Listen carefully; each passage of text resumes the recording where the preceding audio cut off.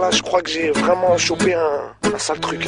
Un virus, ça vous chatouille, ça vous gratouille, c'est-à-dire Encore pire que la cage, le virus hexagonal, la fièvre coloniale, sexiste et libéral, allergique aux musulmanes, au SDF et aux tziganes. Eh ouais camarade, je suis français mais je me soigne. Encore pire que la cage, le virus hexagonal, la fièvre coloniale, sexiste et libéral, allergique. Bonsoir à toutes et à tous. Merci aux organisateurs de m'avoir invité, même si ça a été fait tardivement. Merci à Bella de m'avoir octroyé 5 minutes. Quand elle m'a dit 5 minutes, j'ai compris 15. Et quand j'ai vu le programme, j'ai compris 10. Et quand j'ai vu le retard, j'ai compris 9. Je suis très content de pouvoir m'exprimer après un magistrat. En qualité d'avocat, on aime bien avoir la parole en dernier, en qualité d'avocat de la défense très souvent.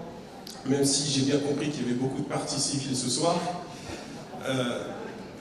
J'aimerais insister sur un certain nombre de points qui, à mon sens, permettent de comprendre un petit peu ce qui se passe aujourd'hui en France, dans les tribunaux, en lien avec cette atmosphère de l'après-Charlie qui, on l'a dit, vous l'avez entendu, un certain nombre d'intervenants l'ont dit, ce qui se passe aujourd'hui en France s'inscrit dans un continuum historique que l'on peut faire remonter dans l'histoire coloniale française et voire même dans l'histoire franche-comtoise, pour reprendre l'expression du médecin qui s'est exprimé tout à l'heure. Effectivement, l'islamophobie est aujourd'hui la forme la plus acceptable de discrimination de l'homme vers l'homme. Et lutter contre l'islamophobie, c'est finalement s'en prendre à ce qui va permettre justement de rééquilibrer les rapports sociaux dans ce pays qui en a tant besoin. Lorsque, il y a quelques mois de cela, un Français qui aimait randonner, M. Hervé Bourdelle, a été accueilli de façon complètement indigne dans un pays qui d'habitude reçoit bien les gens, en l'occurrence en Algérie, lorsqu'on lui a coupé la tête, un certain nombre d'hommes politiques ici, me semble-t-il, ont aussi malheureusement perdu la tête. C'est-à-dire qu'un certain nombre de décisions ont été prises qui ont commencé à préparer ce vers quoi nous allons aboutir aujourd'hui, avec tout d'abord cette loi du 13 novembre 2014 qui, sur la question de l'apologie du terrorisme, va sortir la question de l'apologie du terrorisme de l'arsenal de la loi de la presse du 29 juillet 1881, avec tout ce que cela implique en termes de temps d'action, en termes de poursuite, puisque dès lors que nous sommes sous le coup de la loi de la presse, les poursuites ne peuvent se faire que dans un délai de 3 mois. Eh bien, effectivement, on a sorti la question de l'apologie du terrorisme parce que, et l'idée était à ce moment-là, il faut reprendre les travaux de l'Assemblée nationale, c'était de dire aujourd'hui vous avez de plus en plus de Français, on compte à peu près 1200 Français qui sont partis combattre en Syrie, et puis lorsqu'ils vont en Syrie, c'est forcément pour combattre d'ailleurs, il faut pouvoir retrouver, pister toutes les personnes qui, par leurs propos sur Internet, vont justement inciter ces jeunes gens à partir. Et donc, le temps de la presse et le temps de la poursuite étant court, en l'occurrence 3 mois, on a sorti, c'était l'esprit à ce moment-là, ce dispositif de la loi de la presse pour rentrer dans ce qu'on appelle le droit commun et qui permet, je l'ai entendu dans la salle et je le redis, de passer en comparution immédiate notamment. Et donc, c'est de façon complètement dévoyée que nous avons abouti à un certain nombre de procès, des personnes, des enfants, des mineurs, des adultes ont déjà été condamnés, d'autres attendent leurs sanctions, d'autres attendent d'être mis en examen. Et de ce point de vue-là, j'aimerais simplement vous raconter une petite anecdote. Ça commence le 11 septembre 2001, non pas à New York, mais de l'autre côté de la Méditerranée. Un jeune homme est né 6 heures avant le premier avion qui heurte autour du World Trade Center, et ses parents, pour faire plaisir à leur grand-mère, ont décidé de l'appeler Oussama. Si on regarde les horaires, c'est à peu près l'heure de l'attentat, décalage horaire enlevé évidemment. Il va être aujourd'hui mis en examen pour apologie du terrorisme, parce que, alors que ce n'était pas une parole qui était la sienne initialement, ce n'est pas une parole spontanée, c'était en cours, la professeure principale leur a demandé de s'exprimer sur ce qui se passait. Ils réagissaient sur un certain nombre de développements d'attaques islamophobes, notamment à l'endroit des mosquées. Et ce jeune homme de 13 ans a dit des paroles que l'on peut condamner, mais qui ne méritent pas le sort qui lui est fait. Il a dit, ces personnes-là, qui attaquent les mosquées en réalité, elles méritent la mort. Quand je serai grand, je vais les chourave. Je pense qu'il voulait dire marave, mais il ne savait pas encore. Et il a partagé sur son mur Facebook une vidéo complotiste. Lorsque j'ai vu le juge pour enfants qui n'a pas mis en examen, puisque la juge pour enfants qui était censée le faire est malade, elle m'a dit « Maître, je sens quelque chose dans ce dossier, faites attention.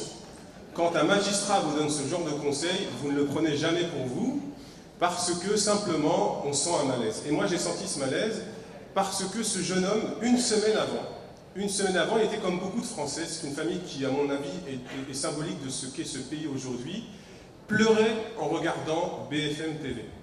Il pleurait parce que sa mère est policière, et que sa mère, surtout le vendredi, sa mère était devant la supérette cachère. Et parce que sa mère est policière, donc, et elle était parmi les premières à accueillir M. Bathily lorsqu'il est sorti de la supérette cachère. Voilà l'état de la France aujourd'hui. On peut, dans une même famille, participer à la sécurité des Français, aider des personnes à s'en sortir parce qu'elles sont victimes d'attaques terroristes, et la semaine d'après, être dans la même famille, mis en examen pour apologie du terrorisme. Ce pays marche sur la tête. On a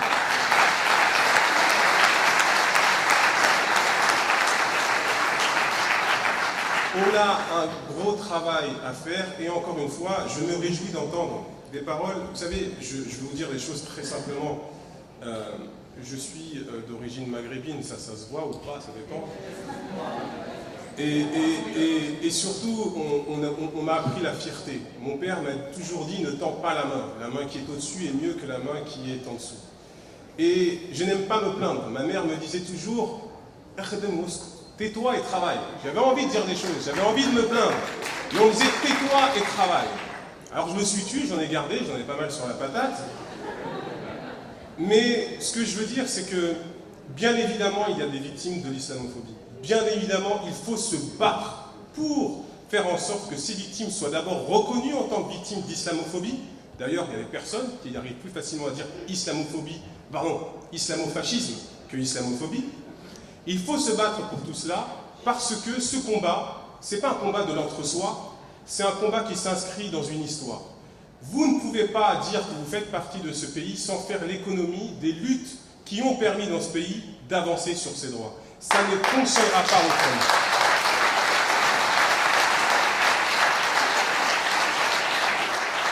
Je me suis un peu écarté de mon sujet, et je sens déjà le regard de Ndella vers moi. Alors, je vais essayer de parler... Voilà, une minute. Je vais essayer de parler rapidement de quelque chose dont on a parlé, ce fameux Patriot Act. On a dit que ça y est, la France était rentrée dans le Patriot Act. Je vais essayer d'être le plus clair et le plus synthétique possible. J'ai vu, en préparant cette conférence, ce meeting, si vous préférez, j'ai vu un tweet de Valérie Pécresse qui disait « il faut aller vers un Patriot Act ». J'ai vu un député du parti de gauche expliquer qu'il est tout à fait normal qu'en période de crise, les droits des citoyens soient revus à la baisse pour assurer leur sécurité. Lorsqu'on voit ce qui s'est passé aux États-Unis, tout le monde est d'accord pour dire que le Patriot Act n'a pas permis de lutter efficacement contre les attaques terroristes. C'est une citation d'un président américain, je crois que c'est Benjamin Franklin, qui disait à un peuple qui est prêt à sacrifier un peu de sécurité, enfin un peu de liberté pour plus de sécurité, ne mérite ni l'un ni l'autre. Nous sommes... Oui, merci. Donc, il me reste 30 secondes, je vais faire vite. Ce que je veux dire, très simplement, c'est qu'aujourd'hui, le Patriot Act a toqué à la porte de la République. Un certain nombre de dispositions me font penser que nous n'en sommes pas loin. Ça veut dire quoi concrètement? Nous ne l'avons pas concrètement. Mais notamment le décret d'application qui a été publié le 26 décembre dernier en application de la loi de programmation militaire permet un certain nombre d'offensives, on va dire, sur notamment les fournisseurs d'accès à Internet, mais aussi tous les opérateurs et tout ce qui est transmission de télécommunications pour savoir qui communique avec qui, à quel moment, etc. Cela existe déjà. Sauf que, en réalité, on voit bien qu'il y a une gradation. On voit bien qu'il y a une élévation du niveau d'exigence sécuritaire qui va de pair. Et avec une montée de l'islamophobie, il suffit de reprendre les chiffres qui ont été donnés par le CCIF tout à l'heure, et aussi avec un recul des libertés.